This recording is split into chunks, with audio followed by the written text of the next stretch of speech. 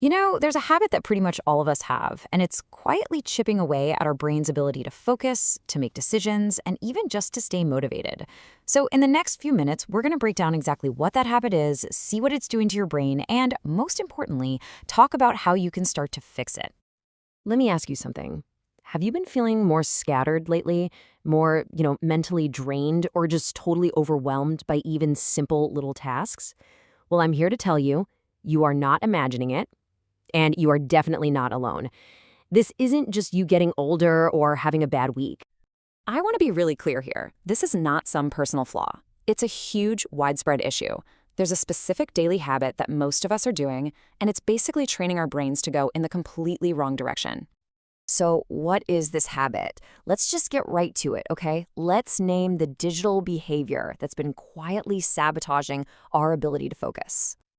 It's this exact pattern. We're talking about that constant switching between apps, the endless fire hose of novelty from a video feed, and that little dopamine hit we get from every tiny, mindless scroll. See, it's not just about how much time we spend on our screens, it's how we're spending it. And this quote from Dr. Matt Jones, wow, it just nails the core problem. Our brains are incredibly good at adapting, right? And with this habit, we are literally training them to want, to crave, constant rapid-fire stimulation. The more it gets, the more it wants, which makes deep, steady focus feel next to impossible. So how does this actually translate into real, measurable changes in our heads? I mean, this isn't just a feeling. The research shows there are some pretty tangible impacts on how we think. Okay, the first big hit, and this one's probably no surprise, is our attention. I want you to think of your attention like a spotlight. It's your ability to aim your mental energy and just hold it steady on one thing. This is exactly why it feels so dang hard to get into that flow state or even just read a book for 10 minutes without getting that twitchy feeling, that urge to just check your phone. Your brain's focus muscle is literally getting weaker. All right, next up is your executive function.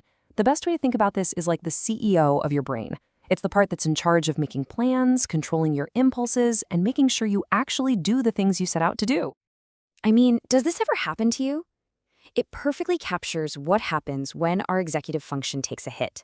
When it gets weaker, that little wall between your intention, like, I'm just going to send one quick email, and a distraction becomes paper thin. You literally start to lose control of your own actions. And third, this one is a biggie. Our ability to make clear, thoughtful decisions takes a serious hit. And that's huge, because when you think about it, our lives are really just the sum of all our decisions.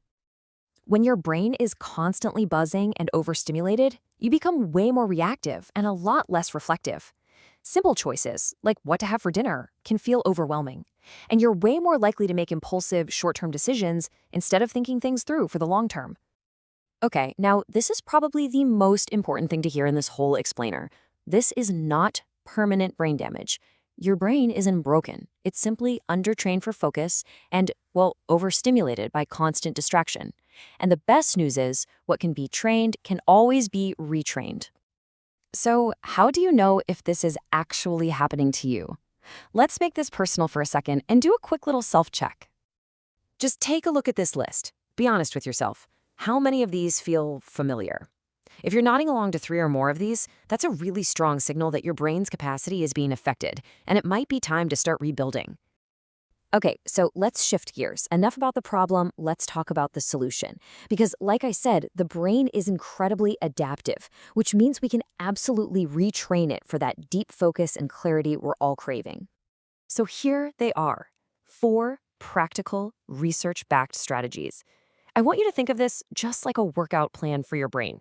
We've got our focused work intervals. Those are our reps. We've got mental strength training, a super important morning routine, and of course, scheduled recovery time. Let's look a little closer at that mental weight training. We're talking about something called dual N-back. Now, it's one of the only brain training methods that's actually been proven to improve working memory, which is the system that holds up your focus. Basically, it's a brain game where you track a changing visual pattern and a sound at the same time. It's tough at first, for sure, but it is a powerful way to lift weights for your brain. Now this illustrates a fundamental principle for changing any behavior. It's simple, really. We want to make our good habits, like deep work, as easy and frictionless as possible. And for the bad habits, like mindless scrolling, we need to intentionally add friction, make them harder to do without thinking. So to make this all less abstract and way more actionable, here is a simple challenge you can literally start today to begin feeling a real difference. Here it is. It's super straightforward. For just 1 week, commit to this simple schedule. No scrolling for the first hour of your day.